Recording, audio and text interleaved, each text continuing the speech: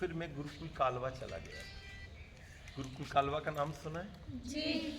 स्वामी रामदेव जी वहीं पढ़ते थे जब मैं घर पहुंचा वहाँ। 89 की बात है, 1989, 89 उत्तर 19 शतम, ठीक है, 1989, 1 कम 90। तो वहाँ पर मैं करीब 2 साल रहा। रामदेव जी, बालकृष्ण जी वहीं थे उस जमाने। और प्यारे बच्चों, उस गुरुकुल में ये लिख कर देना पड़ता है कि मैं पूरे जीवन विवाह नहीं करूँगा, तभी वहाँ एडमिशन होता है। और वहाँ छोटे बच्चों को नहीं लेते हैं। अगर आप 10वीं से कम हैं तो आपको नहीं लेंगे। 17 साल, 16 साल, 18 साल के बच्चों को लेते हैं, क्योंकि छोटे बच्चों को इतना मेंटल लेवल नहीं होता कि वो पूरे जीवन भर की बात कह दें, और इतने मैच्योरिटी भी नहीं होती उनकी। 2 साल बाद फिर मैंने वो गुरुकुल छोड़ा, क्योंकि वहाँ पढ़ाई थोड़ी कम हो गई। गुरुजी ने गौशाला बहुत बड़ी खोली,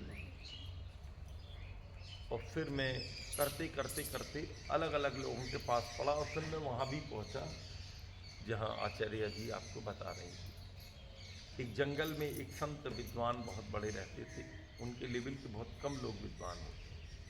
उनका नाम डॉक्टर वेदपाल जी सुनीत था। उन्होंने स्वामी समर्पणानंद जी से प्रभात आश्रम में विद्या प्राप्त की। स्वामी समर्पणानंद जी का गुरुकुल प्रभात आश्रम जो है, उसके वो प्रथम स्नातक। तो प्यारे बच्चों, वहाँ फिर कोई नहीं था, वहाँ जंगल था और रोटी बनानी पड़ती थी। तो वहाँ मैं और मेरे एक दोस्त हैं, वो आजकल प्रोफेसर हो गए। उनका नाम है डॉक्टर देवदत्त है। वो बेसिकली आंध्र प्रदेश के हैं, लेकिन वो बम्बई में अपनी सिस्टर के यहाँ बहुत दिन रहे। मराठी बहुत अच्छी बोलते थे। तो वो और मैं, हम दोनों ने एक साथ पढ़ाई की, और वहीं पर हमने महाभाष्य किया। उनका पहले ही से था कि मुझे सांसारिक दुनिया में जाना है, और मेरा पहले ही से था कि मुझे इसी में ही रहना है। प्रचार, प्रवचन, जीवन का एक यही वाला क्षेत्र मैंने सोचा।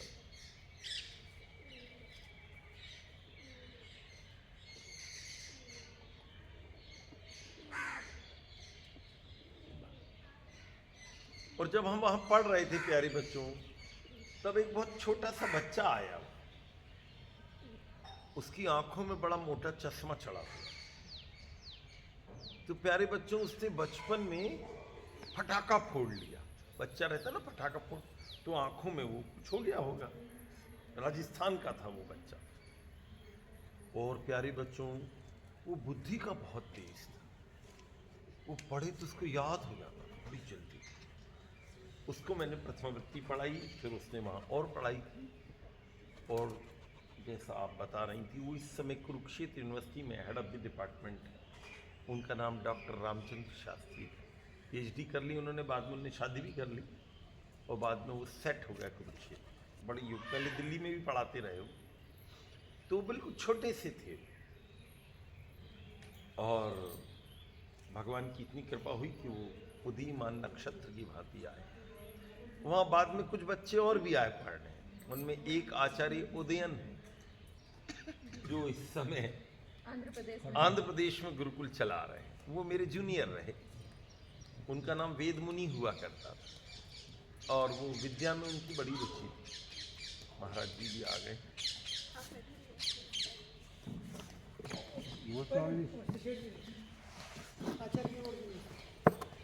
नमस्ते।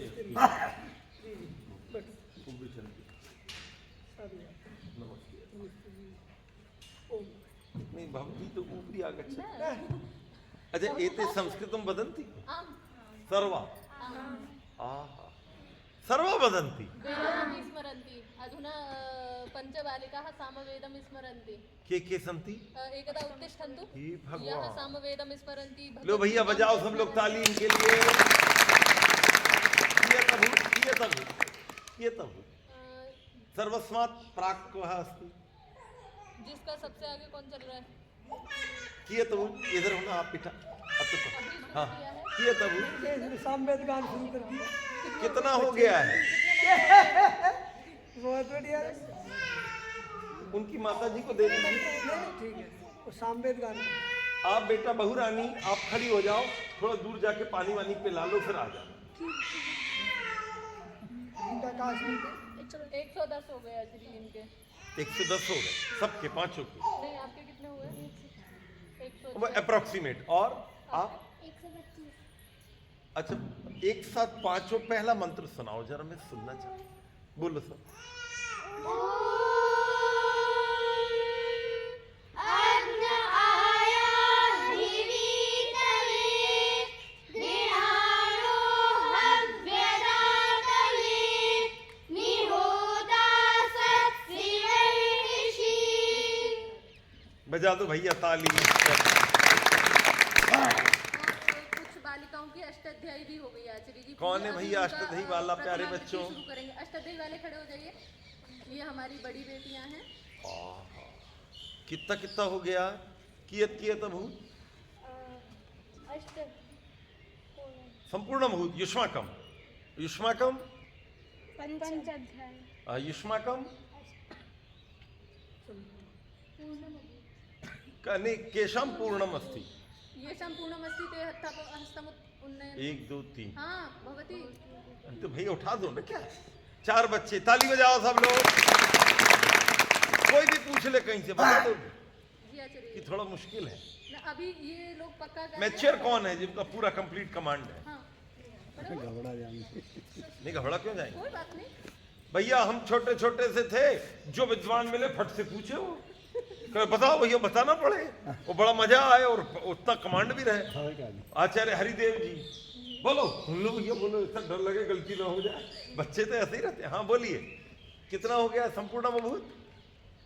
6वें अध्याय का 3रा पाद। शुरू से। अच्छा चलो, 5वें अध्याय का 2रा पाद। धान्यानां भवने क्षेत्रे गृहविहि शाल्योढक यवयवक षष्ठी कार्द्यक यवयवक षष्ठी तिलमासुमगुंगाडुभ्यः सर्म चर्मण कृता ककयो यथा संघ मुख सम्मुख अस्य दर्शना कह तत्सर्वादे तथ्यंग कर्म पत्र पात्रम हाँ जल्दी, हाँ बोलिए। नमस्ते। मैं एक मीटिंग में हूँ अभी, थोड़ी देर बाद बात। हाँ ठीक, चलो ये हो गया। और क्या गीता कौन? आप गीता की? हाँ गीता कौन याद कर रहा है? गीता वाले खड़े के स्मरंती गीता? उत्तिष्ठन्तु। खड़ी हो जाओ खटाखट प्यारे बच्चों, समय कम है। अच्छा केवल 2 3, अरे वाह, कितना कितना आपका कितना हो गया? 3 अध्याय पूरे हो गए, 30 मंत्र हो गए। गीता वैसे 700 पूरी 700 करवा रही है आपके। 20। अरे अभी तो, और आप? 1 अध्याय हो गया। अच्छा तो 20 में 10 के बाद वाले सुनाना शुरू करो। 11वें एकादश श्राव्य 11वां श्लोक। चलो पहले से सुनाओ, कोई बात। तीनों बोलो एक साथ, चलो बोलो। धर्मक्षेत्रे कुरुक्षेत्रे समवेतायुत्सव मामका पाण्डवश्चैव किं कुर्वत सञ्जय दृष्टा तु पाण्डवानीकं व्यूढं द्रुपदपुत्रेण आचार्यमुपसंगम्य पश्यन्त पाण्डुपुत्राणाम् आचार्यमहति च मो व्यूढं द्रुपदपुत्रेण तव शिष्येण धीमता। बैठिए, ताली बजाइए, बधाई आपको। और कोई अनादर? बस जी आचार्य, बाकी अष्टाध्यायी याद कर रहे हैं नहीं। या बाकी अच्छा, लोगों प्रथम जैसे- वृत्ति किसकी चल रही है? नहीं अभी शुरू हो गया आचार्य, वो अष्टाध्यायी अभी जैसे इनका भी छठा अध्याय पक्का रहना। अच्छा, वो सबसे पहले क्या पढ़ाते हैं? वर्णोच्चारण किस किस की हो गई? वर्णोच्चारण शिक्षा। आप तो वही हैं अष्टाध्यायी वाले। अच्छा वो वाला सुनाइए, समामनाया वाला। कौन सुनाएगा? कौन सुनाएगा?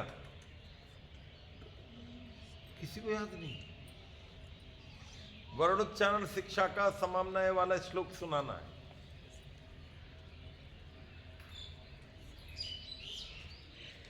अच्छा शुरू से सुनाना है। कौन सुनाएगा? अक्षरम नक्षरम विद्यात् अक्षरं नक्षरं विद्यात् दश्नोते वा सरोक्षरं वर्णं वा पूर्वसूत्रे किमर्थमुपदिश्यते वर्णं जानन् वाग्विषयो यत्र च ब्रह्म वर्तते तदर्थमिष्टबुद्ध्यर्थं लघुकर्तं चोपदिश्यते आत्मज वायु ब्रह्म शरीरात् समुच्चरणमात्रमुपैति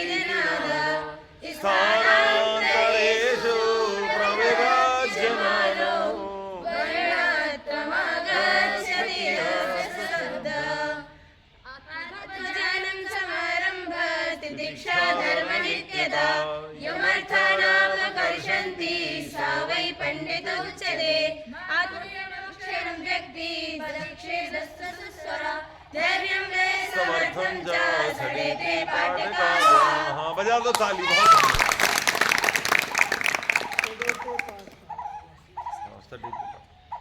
प्यारे बच्चों, मैं आपको इसकी बधाई देता हूँ कि आप पूज्य स्वामी जी महाराज के श्री चरणों में आप रह रहे हैं और आपने जीवन के कितने समय हो गए यहाँ पर बैठे? मैं 86 सितंबर मतलब 4 वो और 24 ये। गुरुकुल आचार्य 2002 में शुरू हुआ है। तो 22 साल के थे जी। हाँ, अच्छे से। जबकि 23 ही करीब करीब। और जब आप बैठे थे तब ऐसे ही बैठ गए थे कि गुरुकुल नहीं शुरू किया? नहीं, पहले आश्रम था। अच्छा, तो भी आपकी तपस्या तो करीब 28 साल की मानी है। 6 यानी 6 और 4 10 30 ही हो गए। नहीं आचार्य, ज्यादा हो गया ना, 86। अरे 14, हे भगवान में 96 सोचा। 14 वो और 24 ये, 38 ईयर्स। 18 उधर है। 38 साल हो गया। 38 वाले। ताली बजाइए महाराज जी के लिए। यकीन आपके दर्शन मुझे कई बार हुए। प्रवचन में अलीगढ़ के बहुत अंचलों में मेरे आने का मैं बहुत साल से प्रवचन के क्षेत्र में हूँ। आपके दर्शन मुझे होते रहे। आपकी जो सीनियर अध्यापिकाएं हैं वो लोग भी बीच बीच में मिलती थी। आदेश जी हैं, कभी कोई हैं, कभी कोई है, और मनु जी भी बीच में कई बार मिली, महाराज जी भी मुझे कई बार मिले। लेकिन आज तक एक बार आपने मुझे फ़ोन किया कि आप प्रवचन के लिए हमारे यहाँ आ जाइए, यज्ञ वगैरह आप करा दें। मैं यज्ञ की व्याख्या बड़ी ऑर्नामेंटल करता हूँ। समिधा क्या होती है, कलश क्या होता है, पत्नी को राइट हैंड पे क्यों बैठालते हैं, पति को लेफ्ट में क्यों बैठालते हैं, हवन कुंड के 3 स्टेप्स क्यों होते हैं, ऐसा मुझे बड़ा शौक है नई नई बातें बताना जनता के लिए।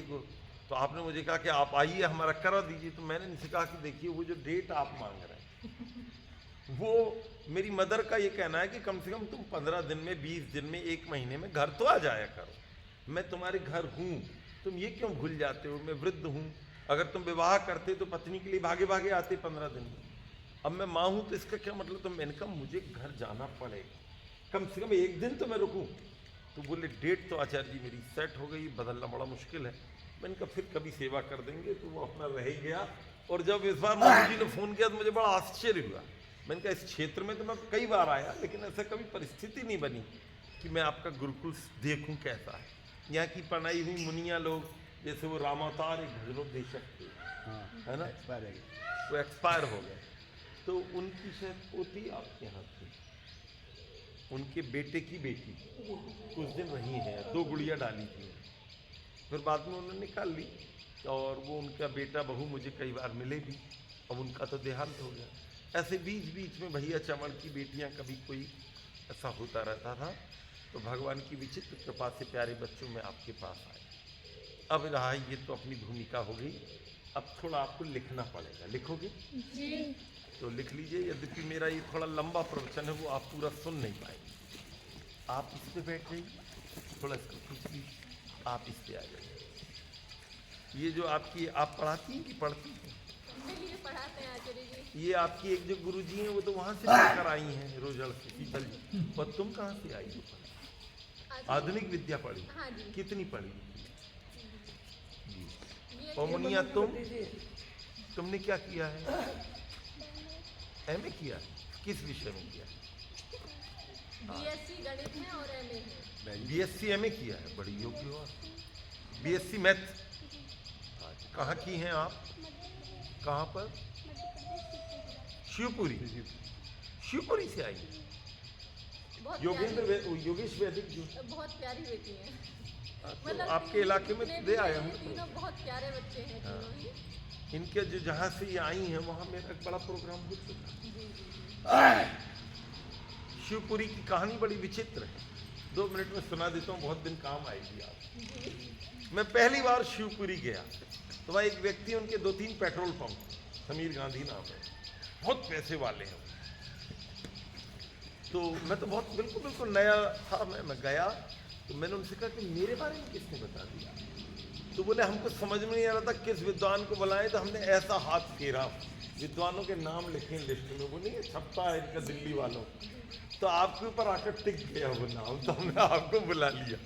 तो मैंने कहा तो अच्छा हो गया, लेकिन मैंने कहा अब हंगामा ज़्यादा मचेगा, मैं आया हूँ तो 100 जोड़ों का हवन होगा, मैं जहाँ हवन कराता हूँ फिर 100 जोड़े बुला लेता हूँ लास्ट में, पब्लिक संभालते नहीं बने, ऐसा नहीं 20 आदमी का करके चले आए। फिर ये है कि पूरे इलाके से पब्लिक आनी चाहिए कि पूर्णाहुति किसे कहते। गोंडा में भी करवाया था मैंने, तो ये लोग जो बैठे जिस जिस शहर में मैं गया देश विदेशों में, अगर उनने मेरी बात मानी, अपनी राजनीति नहीं डाली, तो मैं 100 जोड़े बैठा ली। शिवपुरी में बैठाए, ग्वालियर में, पूरे देश में बैठाए। ऐसा मैं मेहनत इतनी करता हूँ कि पब्लिक बहुत आ जाए। मेरा जो लास्ट रिकॉर्ड गया है वो 163 जोड़े का, 163।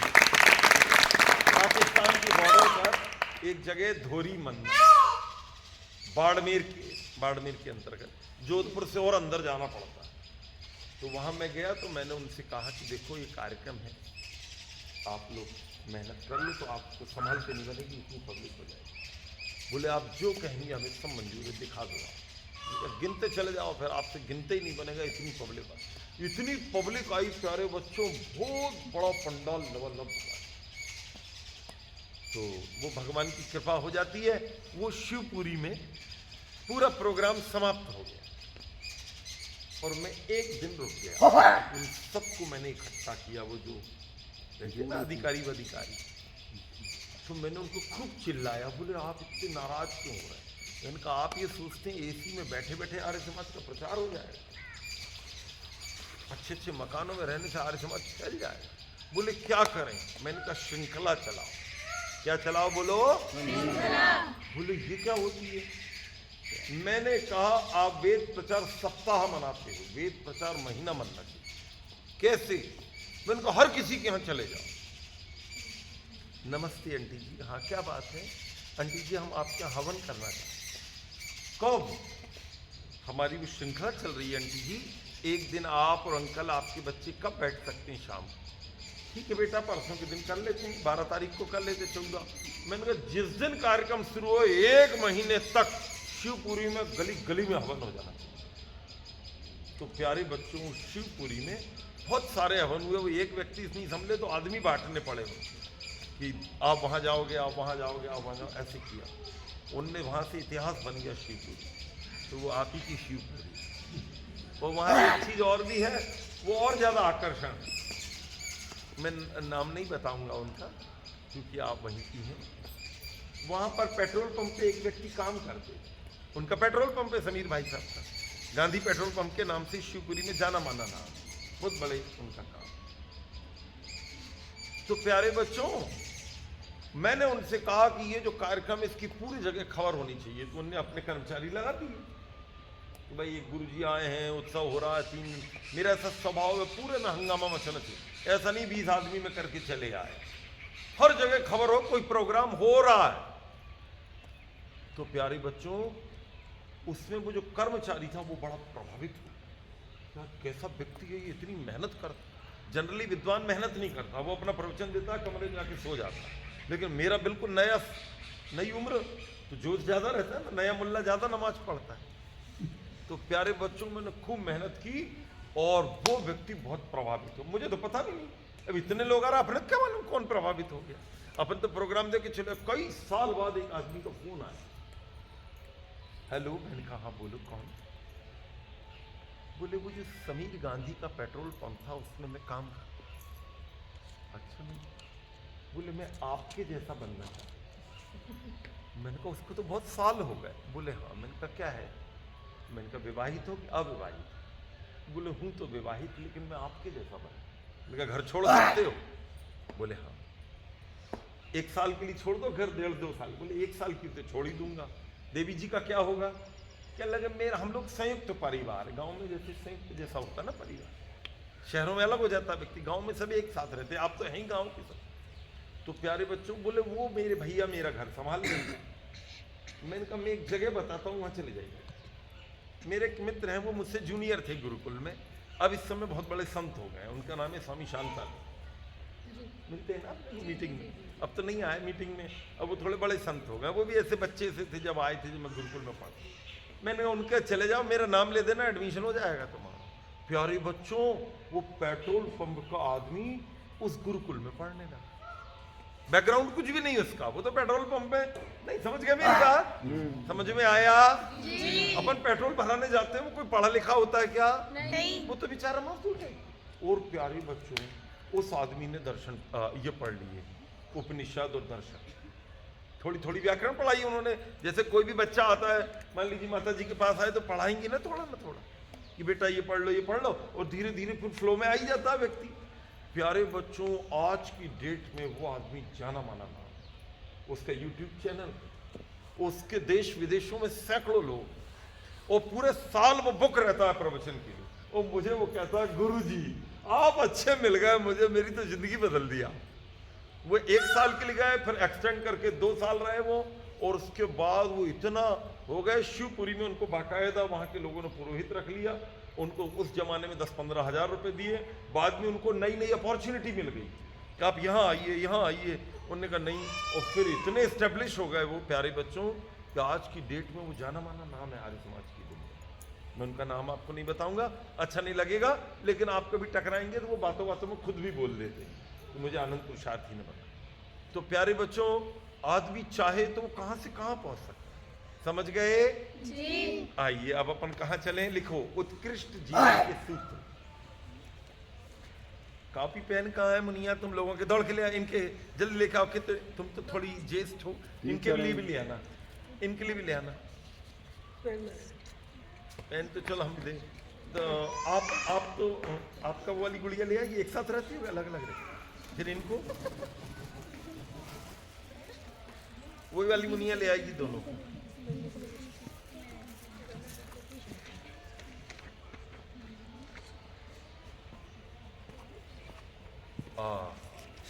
चलो आपने अब मैम को दे दिया, बड़ा अच्छा।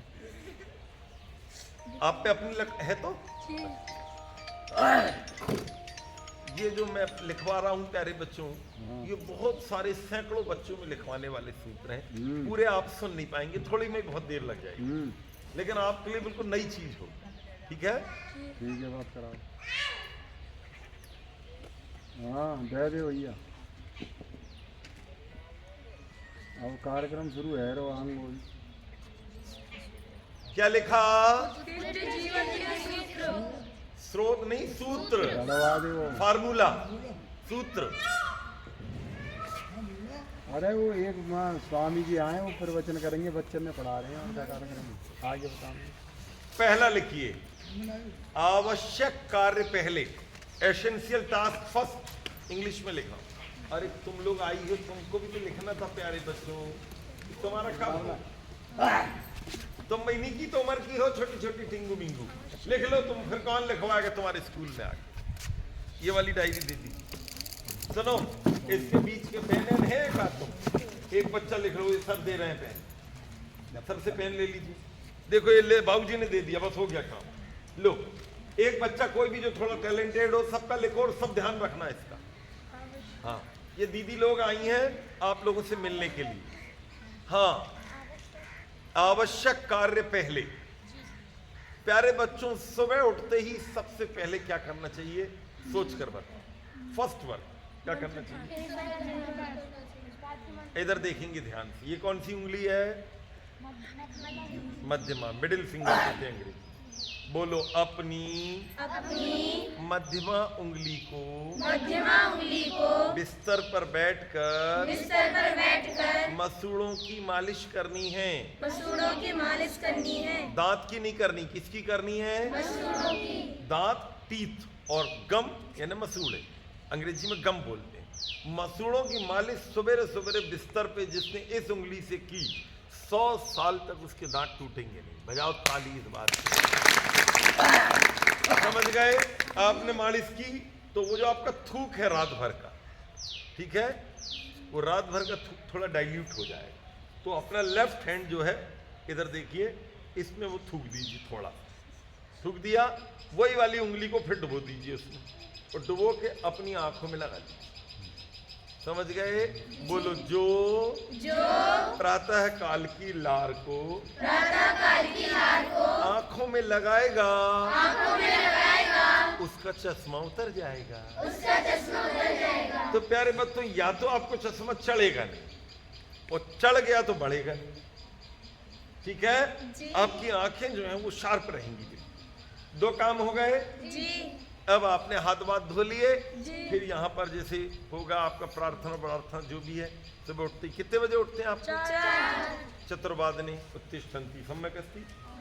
आप फिर वहाँ पर अपना थोड़ी देर जो भी इनकी प्रक्रिया उसमें रहें, और यदि आप हंसे नहीं तो और ऊंची बात बताऊं, या रहने दो जब बड़े हो जाओगे तब बताऊं।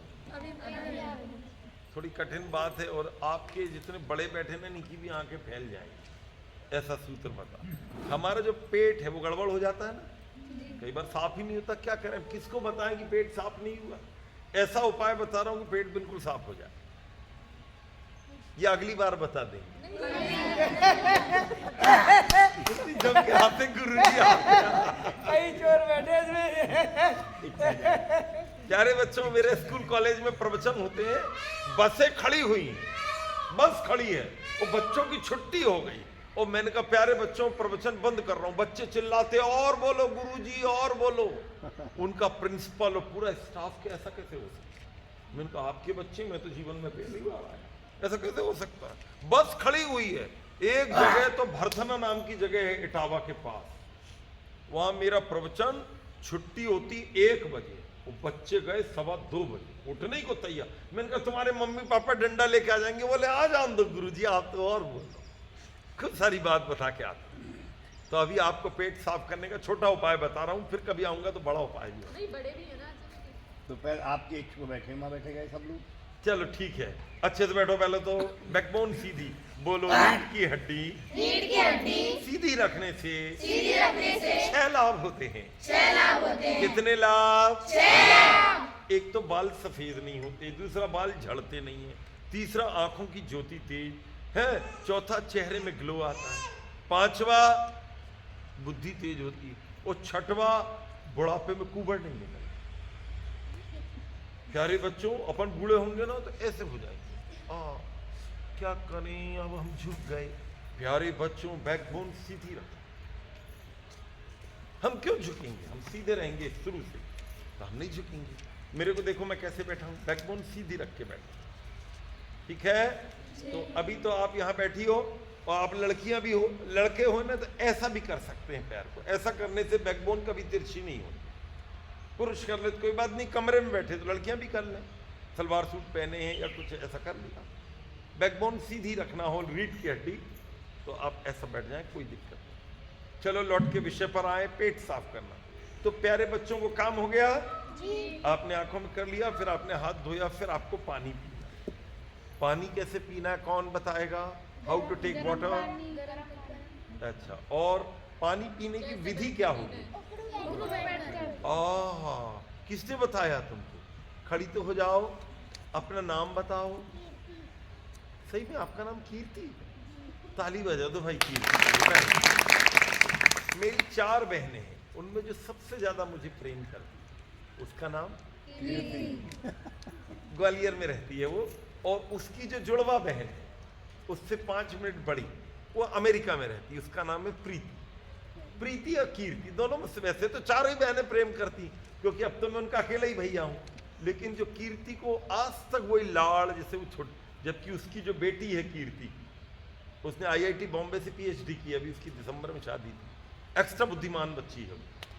एक्स्ट्रा बुद्धिमान जो बच्चे होते हैं ना, IAS IPS ऐसे दे दें तो सिलेक्शन हो जाए, वो कीर्ति की बेटी, करने का नाम था उसका, बहुत ज्यादा बुद्धिमान। तो प्यारे बच्चों, कीर्ति से मुझे बड़ा प्रेम है, तुम खूब अच्छी बनना। वो खूब समझदार थी कीर्ति, अब तो बाल बच्चे वाली हो गई, इतने बड़े घर में गई। तो प्यारे बच्चों, कीर्ति का अर्थ होता है यश, ग्लो। कीर्ति ने बोला पानी कैसे पीना चाहिए? अच्छा, क्यों पीना चाहिए? उखड़ू बैठ के क्यों पीना चाहिए? इसका उत्तर कोई बताए? बोलो, जब हम उखड़ू बैठकर पानी पीते हैं तो सीधे हमारी आंतों में चला जाता है। अब रात भर का मल तैयार हो गया, अपन ने रात को खाना खाया, सुबह तक पूरी रात में वो मल बन गया। अब प्यारे बच्चों, वो मल आंतों में फंसा हुआ, अगर हम खड़े होकर पिएंगे तो घुटने खराब करेंगे, और बैठ के पिएंगे तो लाभ तो होगा लेकिन वैसा नहीं होगा। लेकिन जैसे ही हमने यों पिया, इधर देखिए सब लोग, ये वाला, और ऐसा करके पानी पीना, समझ गए? अगर आप ऐसा पिए तो और ज्यादा लाभ होता है। वैसे तो गिलास से भी आप पी लें, लेकिन जैसे ही आप उखड़ू पानी पीते हैं तो एकदम से पूरी आंतों में आपके पानी। फिर आप क्या करेंगे पानी पीने के बाद? फिर थोड़ी देर चलेंगे, शौच 2 मिनट बाद जाए। समझ गए? कैसे चलेंगे? सामान्य वॉकिंग करेंगे आप। और यदि आप कहें गुरुजी हमें ओरिजिनल सूत्र बता दो कि पेट हमारा एकदम से साफ हो जाए, तो वो भी बता दें। आप में से गांव का कौन कौन है? आप सब गांव के हो। प्यारे बच्चों, मैं शहर का हूं। मैंने गांव कम देखा है। मेरे नाना जी तो गांव में थे, बाकी जिनके बीच में मेरा जन्म हुआ वो बिल्कुल नागरिक थे, तो वो विधि बहुत कम। गांव के लोगों ने कभी दही को बिलोते हुए देखा अम्मा बाबू जी को? आपकी मदर दही बिलोती हैं? ये भी होते हैं आचार्य जी। कहाँ पर? अपने यही अच्छा, कैसे बिलोते हैं? कोई एक बड़ा बच्चा बताओ। आप खड़ी हो, बताइए। सब लोग दीदी को देखो, हाँ करिए, बिलोइए एक बार। हाँ, अब मुझे देखेंगे, बैठिए। क्या नाम है आपका? कृष्णा जी, बैठिए। देखो इधर, आपने पानी पी लिया सुबह वाला, ठीक है, और ऐसा किया, हंसेगा नहीं कोई। 1 2 ऐसा आपको 20 बार करना है। बोलो कितनी बार? 20 बार। तो ये जो आपका पेट है प्यारे बच्चों, उसमें वो पानी पूरे में चला, और पूरे में चला गया। बोलो अपने बाएं पैर पर जोर देकर बैठना है। 5 मिनट में पेट साफ हो जाएगा। बजा दो ताली इस बार। तो ये करना है। आपने बिलोना सीख लिया? वो जैसा वो बिलो रही थी वैसे नहीं बिलोना है, जैसा मैं बिलो रहा, पूरा ऐसा जाना चाहिए। आप कहेंगे गुरुजी आपको कैसे पता लगा? इसकी कहानी बड़ी विचित्र। एक बार मैं गुरुग्राम गया। गुरुग्राम का नाम सुना है? जी। गुड़गांवा। गुड़गांवा में मेरा प्रवचन था, अब तो बहुत साल हो गए। तो एक बूढ़े दादाजी मेरे कमरे में आ गए, कहने लगे गुरुजी नमस्ते। मैंने कहा मैं बिल्कुल नया लड़का था। कहने लगे मैं 100 साल जीने का तरीका जानता। तो मैंने कहा दादाजी अब मैं आपको कुछ नहीं बताऊंगा, आप ही बता दीजिए। तो प्यारे बच्चों, वो दादाजी इतने समझदार थे, उनने मुझे 8-10 सूत्र दिए। उनमें एक सूत्र ये थे, 3 तो मैं आपको बता चुका हूँ, बहुत सारे हैं उसमें, कुछ मैंने अपनी तरफ से जोड़े ढूंढ ढूंढ के। तो इसमें इतना सुंदर ये है, अगर कोई कर ले तो जिंदगी भर बीमार ना पड़े। अपन लोग कितने बीमार पड़ते हैं क्योंकि अपन इन सूत्रों का पालन नहीं करते। तो प्यारे बच्चों, अब आपका पेट साफ हो चुका है, आपने अच्छे से हाथ वाथ धोए। अब आप, उनने तो और भी कहा था कि 20 बार ऐसे करो, 20 बार और करो, 40 बार में पूरा पानी आंतों में चला जाए। चलो खैर, जितना अपने से बने उतना कर लो। और दूसरा उन्होंने एक बात और बोली थी जो आप पे अभी नहीं घट रही है, घर जाके घट जाएगी। बोलो किसी भी परिस्थिति में 4 बजे के बाद बिस्तर पे नहीं रहना है। बजाओ ताली। प्यारे बच्चों, जो अपन दुनिया में रहते हैं ना, तो अपने को दुनिया में बहुत देर हो जाती है। अभी आप मम्मी के घर जाती हो कभी कभी? कितनी बार जाते हैं साल में? 1 बार। वहाँ सब गड़बड़ हो जाती है कि नहीं हो जाती? क्योंकि वहाँ कोई बोलने वाला नहीं। हाँ तो माता जी डंडा लेके खड़ी, क्या हो गया आप? अरे हमको नींद आप उठ जाओ, उठ गए अपन। वहाँ कोई बोलने हो तो मेरी मुनिया सो जाओ सो जा। अब नींद नहीं खुल रही गुड़िया रानी की। और वहाँ सब लोग इतना प्यार करते, इतने दिन में मुनिया आई है, ये बनाओ वो बनाओ, मुनिया खर्राटे भर रही 6 बजे। तो प्यारे बच्चों, लेकिन जब आप घर जाओगे तब आपके ऊपर बहुत लोगों की निगाहें लगी हैं। आपके पिताजी, अम्मा, भैया, भाभी, नाना, नानी, चाचा, चाची, फलाना ढिकाना, गांव, सब देखते हैं गुड़िया गुरुकुल से आई, कुछ बदलाव हुआ कि गधी की गधी रह गई। सब देख रहे हैं ध्यान। अपने को लगता कोई नहीं देख रहा, मेरा घर है। प्यारे बच्चों, बाहर के लोग ज्यादा ध्यान से देखते। वैसे तो दुनिया में जहां भी रहो हजारों निगाहें आप पे लगी हुई, लेकिन घर का संसार एक नया संसार होता है और वो बहुत बारीकी से देखता है, इसने संध्या की कि नहीं, हवन कैसा करती है, स्वाध्याय करती है कि नहीं, अपनी सहेली से कैसे बात करती है, बड़े भैया से कैसे बात करती है, मम्मी से कैसे बात करती है। प्यारे बच्चों, जहाँ कहीं भी रहोगे, दुनिया की निगाहें तुम्हारे पूरे वाक व्यवहार पर, तुम्हारी पूरी टेंडेंसी पर बहुत निगाह, तुम किस ढंग का एटीट्यूड रखते हो, समझ गए जी? इतना काम हो गया। अब प्यारे बच्चों थोड़ी देर एक्सरसाइज कर। तो एक्सरसाइज कौन कौन सी जानते हो आप लोग? यहाँ क्या करवाती है माता जी? आप इनको क्या माता जी क्या बोलती हैं इनको? आचार्य जी। मेरी माता जी बोलने की इसलिए आदत है, जो बड़ी होती हैं वो तो माता जी होती, बेचारी ये तो नहीं है इतनी बड़ी। जैसे अम्मा जी हमारी, मान लो ये अपनी पूरी कमांडर होती तो अम्मा जी बोलती है माता जी। तो आपकी आचार्य जी जो हैं, ये जो हैं आपको सुबह क्या क्या करते हो बताओ? आसन और बोलो, और एक्सरसाइज में क्या है? दौड़ लगाते, नंबर 1। नंबर 2 कमर की भी, अरे वाह, और हाथ की, अरे वाह, और पैरों की भी। कौन कराता? कमांड किसका? कौन सिखाता है? अरे आप बड़ी समझदार है वरिण्य। दीदी के लिए ताली बजा दो। कितनी अपनी जिंदगी में ध्यान रखना, अपनी स्मार्टनेस मत जाने देना, गोल मटोल नहीं होना कभी। स्मार्टनेस किसी भी उम्र में चले जाओ, अपना दुबलापन मत जाने देना। ऐसे मोटे हो जाओ, सब गड़बड़ हो जाए। आदमी को गोल मटोल नहीं होना चाहिए, स्मार्टनेस होनी चाहिए। जितनी स्मार्टनेस रहेगी उतने निरोगी भी रहोगे और जल्दी चल सकोगे आप। अब कुछ दिन में फैल गए, अरे बाप रे मेरे से तो उठता ही नहीं बनता, मैं तो मर गई, मैं तो जी गई। ऐसा अपनी पूरी जिंदगी लोग रोते रोते। तो प्यारे बच्चों अब तो टाइम हो गया है, संध्या थोड़ी तेज हो रही है, लेकिन 6:45 बज गए हैं प्यारे बच्चों। तो कितने बजे तक का रखा था आपने? आपके ऊपर आज ही खुला। नहीं क्यों भाई, कितनी देर तक बैठ सकते हो आप? हाय हाय की। अच्छा चलो, और 1-2 सूत्र बता देता। इतना हो गया। अब प्यारे बच्चों इसके बाद बोलो, जो दातौन करता है उसके दांत मजबूत होते हैं। आप लोग क्या करते हैं? आप लोग ब्रश करते हैं। मैं भी ब्रश ही करता था। मैं उपदेश देने गया महाराष्ट्र, वहाँ एक भजनोपदेशक आए। कहाँ से? चंदेना। चंदेना कहाँ पर है? करमवीर जी का इलाका, आचार्य करमवीर, महिपाल जी का जो गाँव। कहाँ पर? सहारनपुर जिले। ऐसा कहते हैं चंदेना के आर्य समाजी जो हैं, सैकड़ों की संख्या में यज्ञ होता है। बड़ा प्रसिद्ध गांव है गंगा के इलाके। ये जो मंत्र शास्त्रम वाले करमवीर है ना, उनकी ननिहाल है। तो भैया मैंने उनसे कहा, यार भ्राता जी आप रोज ब्रश ये क्या? बोले देखो आचार्य हम हमेशा दांतों नहीं करते। मैंने कहा क्यों? बोले मेरे दांत बड़े मत। मैंने कहा यार तो मैंने प्यारे बच्चों दांतों शुरू की, इतना लाभ हुआ मैं आपको क्या। अब मेरा प्रयास रहता है कि मैं दांतों करता रहूं। आपसे भी मेरा आग्रह है, दांतों करते रहो और दांतों फेंकने की जरूरत नहीं। जब ब्रश नहीं फेंकते दांतों नहीं मत फेंक किया और उसको उतना काट दो, अगले दिन फिर काम आएंगे। रोज नई नई दांतों करोगे तो पेड़ ही खत्म हो जाएंगे। 80 बच्चे हैं मान लो, अब सब दांतों लाए तो 80 दांतों रोज टूट जाएगी। इसलिए एक तोड़ लो और उसका ऊपर का काट दो, किया अगले दिन फिर काट दिया।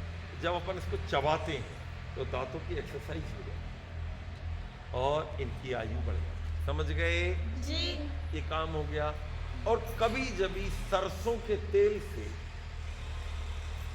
एक थोड़ा सा एक्सरसाइज होती है, वो भी कभी दांतों की कर लेते। इतना हो गया।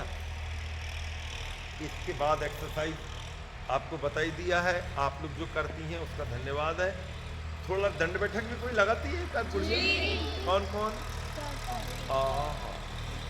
तो बहुत अच्छा रहेगा आपकी पर्सन। सुन लो, शहर वाली जो गुड़िया आई है सब देखो, छोटी छोटी मुनिया एक्सरसाइज कितना करती है, इसलिए चेहरे में सौम्यता कितनी बच्चे। आप लोग भी जो शहरों में रह रही हो नए नए, इसमें 1-2 दीदी अलीगढ़ से आई हैं, 1-2 गोंडा से आई हैं, सब लोग तुम्हारे से थोड़ी छोटी थोड़ी बड़ी हैं। तो प्यारे बच्चों, लड़कों को भारी व्यायाम करना चाहिए, मुनिया लोगों को हल्के और भारी दोनों थोड़े थोड़े। वैसे तो हल्के भारी सबको ही करने चाहिए, सूक्ष्म व्यायाम और स्थूल व्यायाम, both type of exercise you do must every day. तो प्यारे बच्चों इतना कर लिया, you must do every day. अंग्रेजी गलत बोल दी ठीक है, तो इतना बोल दिया। अब अपन ने आगे चलो प्यारे बच्चों, इसके बाद आप स्नान करें। स्नान कैसे करना है? हाउ टू बाथ, कौन बताएगा? बोलो। अपने शरीर को खूब रगड़ना है। जब आप इसको ऐसा रगड़ेंगे, कभी तौलिए से कभी कोई, तो पूरे शरीर में खून का संचार तेज हो। वैसे तो एक्सरसाइज में भी हो गया, लेकिन पूरे शरीर में अगर ताजगी चाहिए तो 8 दिन में एक बार मालिश और 2-4 दिन में एक बार खूब रगड़ के नहाना, तो इससे पूरे शरीर में खून का संचार तेज। शीर्षासन कर लेते हैं आप लोग जी? कितनी देर? आधा घंटा। कौन कर रहा आधा घंटा? आधा घंटा घड़ी लगा के एवरी डे, रोज? कभी कभी नहीं, रोज कौन करता है शीर्षासन? कितनी देर करते हैं? मैं प्रतिदिन 11 मिनट शीर्षासन करता हूँ एवरी डे। आज का दादाजी ने देख लिया, हाफ पैंट पहना और सिर के बल खड़े हो। देश विदेश में इतनी दूर दूर में गया, बताया ना दीदी ने आपको, 16 देशों में अभी तक मैं जा चुका। America, England, Malaysia, Singapore, Dubai, Mauritius, south Africa, Holland, England, Fiji, कितने सारे देशों में मैं गया। मेरा प्रयास रहता है कि जो अपनी दिनचर्या वो टूटना नहीं चाहिए। तो प्यारे बच्चों, 11 मिनट में सिर के बल खड़े होता हूँ, वो दीवार के सहारे। एक वो बनाया, क्या कहते हैं वो कपड़े का, क्या कहते हैं यहाँ की भाषा, पगड़ी टाइप की, उसको रखा, सिर रखा और फटाक से खड़े हो गए। और किसी विद्वान का प्रवचन लगा दिया, प्रवचन चल रहा है, 11 मिनट पूरे हैं, वापस लौट कर लेट गए, फिर दंड बैठक लगा ली। तो प्यारे बच्चों, इतना कर लिया, फिर स्नान किया। स्नान जब आप करेंगे तो एक काम उसमें करना है, बोलो, हमेशा शीतल जल से स्नान करना है। क्यों करना शीतल जल? क्यों करना? बोलो। जो गर्म पानी से नहाते हैं उनको सर्दी खांसी जरूर होती है। उनके बाल सफेद होते हैं। जल्दी सफेद होते हैं ऐसे लोगों के बाल। लेकिन ठंडे से नहाओ तो मस्तिष्क में बिल्कुल भाव बन जाए। तो जब आप एक्सरसाइज ज्यादा करेंगे तो आपको गर्म से नहाने की इच्छा थी, लेकिन एक बीच का मार्ग, धरती से जो पानी निकलता है डायरेक्ट, आप क्या निकलता है, उससे नहा लो गर्म ही होता है कि नहीं गर्म? कभी ऐसी परिस्थिति हो कि बहुत ज्यादा ठंडी है और वो पानी नहीं मिल रहा, तो उसका सेम टेम्परेचर बना लीजिए और उससे नहाइए। ना गर्म है, मतलब इतना उसमें ठंडा डालो कि वो ठंडे जैसा हो जाए, फिर उससे नहा लो। ठीक है? तो जब ठंडे पानी से नहाओ, इधर देखेंगे सब, ऐसा डब्बू लिया और ऊपर ले गया।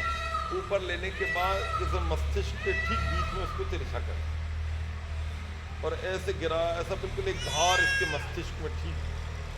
या शंकर जी की गंगा निकालते हैं ना, ये तो आर्य समाज तो मानता नहीं कि गंगा निकलती है, और निकलती है भी नहीं।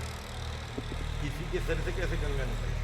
लेकिन वो सिंबॉलिक है कि अगर आपने मस्तिष्क में शीतल जल का प्रवेश किया तो पूरे दिन भर की गर्मी, रात भर की और दिन भर का टेंशन सब दूर हो। ऐसा करके इधर ठीक बीच में डालिए। ऐसा 3 बार उस दादाजी ने बोला था गुणगामा वाला। कितनी बार? 3 बार। डब्बू से नहाओगे, फब्बारे में नहाओगे तो नहीं होगा। ऐसा बैठ गए, ये बैठ गया और ये डब्बू लिया और ऐसा डालेगा, ठीक। और ऐसा वो अपने आप गिरता चला जाएगा। अपने नाभि से जो नीचे का भाग है, इसको पेड़ू बोलते हैं। पेड़ू बोलते हैं इसको। आप लोग क्या कहते हैं? पेट के थोड़ा सा नीचे वही डब्बू ऐसा उठाओ और उसमें ऐसा सा पानी डालना पेड़ू को। तो पेड़ू को पानी डालने से नाभि से नीचे कोई रोग होगा तो वो दूर होगा। ये वो गुणगामा वाले दादाजी ने बोला। इतना आपने कर लिया।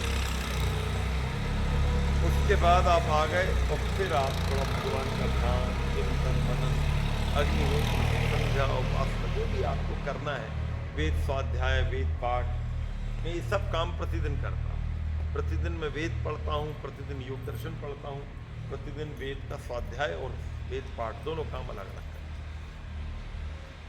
तो प्यारे बच्चों इतना हो गया, फिर नाश्ता करना, प्रातराश। प्रातराश किस चीज का करना चाहिए बोलो? सबसे बढ़िया नाश्ता वो होता है जो रात को फुला दिया जाता है। किसको? चना है, मूंग है, जो भी है, और उसको अंकुरित कर दिया जाए यदि, तो वो अपने प्रातः काल के पेट के लिए दुनिया में सबसे बढ़िया अमृत है, जो बहुत कम लोग खाते हैं। इच्छा हो तो उसको भून सकते हैं, आप नहीं भी भूने, केवल उसके वो अंकुर निकल आए तो वो शरीर के लिए अमृत का काम करता है सुबह से। दूसरा ऑप्शन है दलिया वाला। तीसरा ऑप्शन है फल खाना, भारी चीजें नहीं खानी, तो फल खा ली। चौथा ऑप्शन है दूध ले। पांचवा ऑप्शन है दही ले। इनमें कोई भी एक काम कर ले। फिर पढ़ाई के लिए स्कूल जाना है। क्लासेस कितने बजे शुरू होती हैं आपकी? 8:30। Before 8:30 you should be finish this. ये पूरा काम आपने तस्मात् प्राग सर्वम समाप्तव्यम भवेत्। इतना आपने कर लिया और फिर पढ़ाई होती रहेगी करीब कितने बजे तक? 12:30 के लगभग भोजन। बोलो प्रातः काल तेज भूख लगनी चाहिए। अगर सुबह किसी को तेज भूख नहीं लग रही, इसका मतलब है उसका पेट खराब है। थोड़ी एक्सरसाइज बढ़ाइए, थोड़ा दौड़ा भागी बढ़ाइए और शाम को हल्का खाना खाइए। तो प्यारे बच्चों, सुबह की बात बता दी और समय भी आपका पूरा हो गया लगभग। ठंडा ताजी पानी पीजिए, गर्म। हाँ, वो भी बता देगा।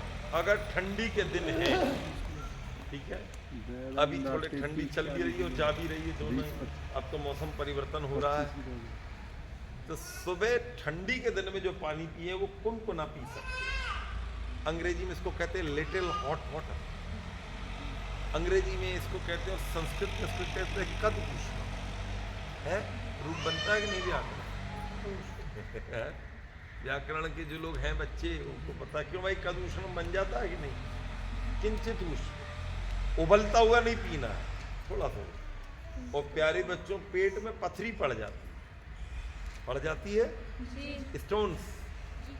तो अगर स्टोन्स पड़ गए और ना पड़े हों और ऐसी इच्छा हो कि जिंदगी भर हमारे पेट में पत्थर ना पड़े, तो एक नींबू निचोड़ दो इसमें कुनकुने पानी, और हर 2-3 दिन में एक बार नींबू का पानी पी लो, जिंदगी भर पत्थर नहीं पड़ेंगे। मेरे पेट में पत्थर हो गए। मैंने भैया, एक वैद्य जी हैं करनाल में, आर्य समाजी, मैंने कहा दादाजी मेरे पेट में स्टोन है। बोले गुरुजी मैं एक दवाई बता रहा हूँ, कर लो। उनने आइटम बताया, दही और 1-2 आइटम बताया। बोले इसको मिला के खा लो, कुछ दिन में आपके पूरे पत्थर निकल जाएंगे। वो निकल गए। मैंने कहा दादाजी अब आगे तो नहीं हो जाएंगे? बोले हर 2-3 दिन में एक बार नींबू निचोड़ के पी लो, जिंदगी भर पत्थर नहीं होंगे, गारंटी। ब्लड प्रेशर नहीं होगा, गारंटी। पेट गड़बड़ नहीं होगा, गारंटी। बहुत सारे लाभ एक नींबू निचोड़। गुनगुने पानी में, ठंडे में पियोगे सर्दी हो जाएगी। तो मैं तो आज भी नींबू निचोड़ के पिया था, दादाजी के घर में रुका हूँ। तो मेरे को किसी एक भक्त ने नींबू दे दिए थे, अभी चल रहे हैं, खत्म होंगे फिर और बुलवा लेते। तो नींबू अपना 2-3 दिन में। तुम लोग अभी छोटे हो, आपकी जानकारी के लिए, दुनिया में हर आदमी के पेट पे पत्थर पड़ते हैं, लेकिन रोज निकल जाते हैं। लेकिन जिसकी स्थायी हो जाते हैं तो उसके स्टोन्स कर उससे बचते हैं। मैं सोचता हूँ अरे आपको बता दिया। मजे की बात है कि जो ओरिजिनल प्रवचन था वो मैंने छुआ भी नहीं। ये तो केवल भूमिका में टाइम लग गया। ओरिजिनल प्रवचन की एक बात बता दूं? अरे बताऊं कि नहीं बताऊं? बोलो अपनी आंतरिक शक्तियों को पहचानिए और इन्हें विकसित कीजिए। अंग्रेजी में इसको कहते हैं identify your inner strength and develop them. ऐसे लगभग 22 मेरी बातें हैं, उनमें से एक आपको बता के जा रहा हूँ। आपके अंदर भगवान ने बहुत सारी शक्तियां दी, आपको खुद भी नहीं मालूम। हनुमान जी जब सीता जी की खोज में गए, समुद्र के किनारे खड़े हो गए, बोले हे भगवान इतना बड़ा समुद्र कैसे पार होगा, कोई नहीं सकता। तो जाम्बवान नाम के एक बुजुर्ग सज्जन थे, बोले हनुमान तुम्हारे में बहुत शक्ति है। बोले कितनी? बोले ये पूरा चैनल तो पार कर सकते। बोले भगवान मेरी हिम्मत नहीं पड़ रही। बोले कैसा सोचते हो तुम? हनुमान, तुमको भगवान ने बहुत योग्यता दी। और हनुमान जी ने जोश में आके और चालू हो गए, वो प्यारे बच्चों सीता जी को ढूंढ के लिए। तो तुम्हारे अंदर बहुत अलग अलग योग्यताएं हैं, श्लोक बनाने की, गीत लिखने की, लेख लिखने की, याद करने की, पढ़ाने की, उपदेश की। इतनी योग्यताएं एक बच्चे में होती है, वो जिस तरफ हाथ रख देगा वहीं सफल हो जाएगा। अपने अंदर की योग्यताओं को आइडेंटिफाई करो प्यारे बच्चों, और उनको विकसित करो। संसार तुम्हारी राह देख रहा है। भगवान की ऐसी कृपा हो। आपके यहाँ कभी तितिक्षा आई कि नहीं आई? आती रहती है। ये तितिक्षा दुनिया में कैसे आई पता? इसके गांव में मेरा प्रवचन, छोटी सी गुड़िया थी चंडौल, और मेरा वही अंतिम दिन 100 जोड़ों का हवन। तो इनकी माताजी और पिताजी, वो क्या, जब 100 जोड़ों का हवन होता, मान लो कल पूर्णा होती, तो आज रात को 1 बजे तक हवन कुंड बनाए जाते, ईंटें बुलवाई जाती। तो इनकी माताजी ने, इनकी वो गुड़िया तितिक्षा, और इनके पिता और भी कई लोग, वो तो कई लोग बनाते, अकेले बने, विद्वान सो जाते, मैं खुद बनवाता हूँ, बनाओ सब, मैं खड़ा हूँ। और मैं भी कई बार हाथ लगाना पड़ा। तो माता जी बड़ी प्रभावित हो गई। मैंने कहा माता जी ये गुड़िया, बोले अपनी है गुरुजी। मैंने कहा माता जी मुझे दे दो आप। बोले ले लो गुरु। मैंने कहा भाई साहब, बोले गुरुजी आपने इतनी मेहनत की, हमारा बड़ा मन खुश हो गया। इनका गुड़िया दे दो, इसको राजा बना दूंगा। कहने लगा ठीक है। गैस का काम करते पिताजी। उसके बाद आज तक नहीं मिली ना वो माता जी ना वो भैया मिले। वो तो बरसों निकल गया, अपन कहाँ रोज रोज जा रहे हैं। यद्यपि चंडौस में गया और वो शायद मिले भी हैं मुझे। तो मैंने उनसे कहा कि आप यहाँ से ट्रेन में बैठो, गुजरात चले जाइए, वहाँ पर शीतल जी पढ़ा रही हैं, मेरा नाम ले देना, एडमिशन हो जाएगा। मैं सारे भारत देश विदेशों से लड़के लड़कियाँ मुझे मिलते हैं। मेरा ये कहना, आर्य समाज के स्टेज पे बैठेगा कौन, सभी डॉक्टर इंजीनियर बन जाए। तो मैं सारे भारत से बच्चे लेता हूँ और उन बच्चों को भेजता हूँ, यहाँ चले जाओ, यहाँ चले जाओ। बच्चे कोई बिहार का, कोई यूपी का, विदेश से भी लड़के ला के देता हूँ। बर्मा नाम के एक देश से बच्चा लाया, मैं इनको दिया, संदीप जी को, विद्वान बन गया। सत्यजीत जी को बच्चे दिए मैंने, इनके शीतल जी को बच्चे दिए। ये आप बताए नहीं थी, हैदराबाद वाले जो गुरुजी हैं इनके, आनंद प्रकाश जी। सारे भारत भर के जो बच्चे आर्स प्रणाली में इंटरेस्टेड होते हैं और उनके माता पिता अगर मेरे भक्त हो गए तो मैं पक्का ही भिजवा देंगे। मैंने कहा तुम्हारे बच्चों की गारंटी मेरी, क्योंकि मुझे मालूम है ये लोग जंगल में बैठे, इनको बच्चे कौन ला के देगा, हम ही तो ला के देंगे, फील्ड में तो हम काम कर रहे हैं। तो प्यारे बच्चों को तितिक्षा को मैंने भेजा। मेरे को तो ये भी याद नहीं कि किसका नाम तितिक्षा। और जब भी मैं प्रवचन, तुम थी, मैं 1-2 बार आया वहाँ। तो इनकी माता जी जो हैं डॉक्टर शीतल, कहले भ्राता जी आप प्रवचन देने आओ हमारी मुनिया लोगों में। जैसे माता जी ने बोला कि हमारे मुनिया लोगों में प्रवचन दो, तो ऐसे मुझे इनवाइट करते हैं स्कूल कॉलेज में। तो मैं गया, मैंने कहा वो अलीगढ़ वाली गुड़िया कहाँ है? बोले मैं हूँ। मैंने कहा अरे आप ही हो, क्या नाम तुम्हारा? बोले मेरा नाम तितिक्षा। तब मुझे याद है, मैं तो भूल ही गया था, इतने बच्चे कहाँ कहाँ याद कर। उस दिन बैठी थी आप जब ये बात बोली, मैं देखो ये वहीं पढ़ती थी उस जमाने। तो प्यारे बच्चों, आप लोग ये बिल्कुल मत मन में लाना कि हे भगवान हम गुरुकुल में आके फंस गए। देखो वो कितने सुंदर हैं, कितने महंगे कपड़े पहनते हैं, कितनी महंगी गाड़ियों में घूमते हैं, कितनी आधुनिक शिक्षा, फर्राटेदार अंग्रेजी बोलते। अपन तो यहाँ गंवार ही रह गए, अपनी तो कोई भविष्य नहीं। ऐसा कभी मन में मत लाना। यही सोचना कि मैं जिस राह पर चल रही हूँ वो दुनिया की बेजोड़ राह। समझ गए? भगवान की कृपा हो और आपके महाराज जी के और आचार्य जी के चरणों में रहकर अपने जीवन को बहुत ज़्यादा विकसित करें। देश दुनिया में आपका काम हो। मैं आपके उत्तम जीवन की कामना करता हूँ। ओम शांति।